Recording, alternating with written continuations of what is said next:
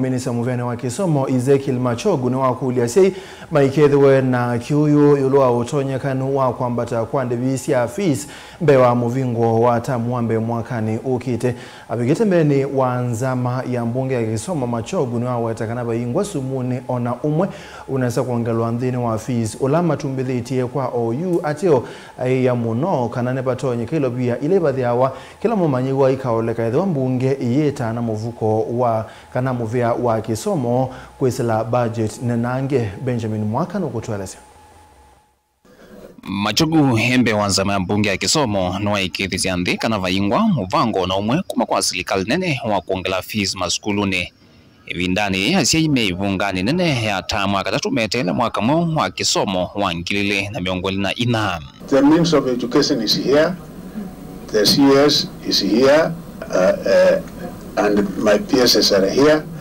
And if there was any announcement to come concerning an increase of school fees, of course it will come from the top Minister of Visuals here, and we will not increase the school fees even before we get the concurrence of this particular committee. Honorable Chair, that one, you know, so really the government has not been able to increase fees. Machogu ingi iweta kwa OU budget ya kuungamia Kisomo cha mana cha skulu cia musingi na secondary ni sulite na mbewa shilingi bilioni miongoli na ile kumanwa na kuongeleka kwa maniwa kila mwaka maskulu ni undula withwa withese kimanza kila kivikia kila maniwa kwambia mwaka huu ukite. The current population in secondary schools is 3,956,547 runners. The available budget for this financial year is Kenya shillings 65 billion. Next year, we project that the enrollment will be higher by it will be 4,200,000 runners from the number which it is. If the funding remains as it is, therefore, the capitation will reduce further to 15,476 per annum. Udongovo hamemanza mai ya Kisomo ni menda muvia ya Kisomo unenge lingilia ina udhiu kwa maskulu kuikolanilia fees mweanu no kana maskulu kuiungamia iweta Silikali akatini emetwe na kuikithia Kisomo ni chaende ya kuithwa kwicha mana ni kuithwa ona OU asyai ni maiva mpesa mbinge maskuluni. You say that you are supposed to give 22 but it was short by some amount. So why do you still retain this money? Why don't you disperse everything and then the schools will see how to manage the issue of textbooks? The capture and the Kesha, these are the people running those institutions.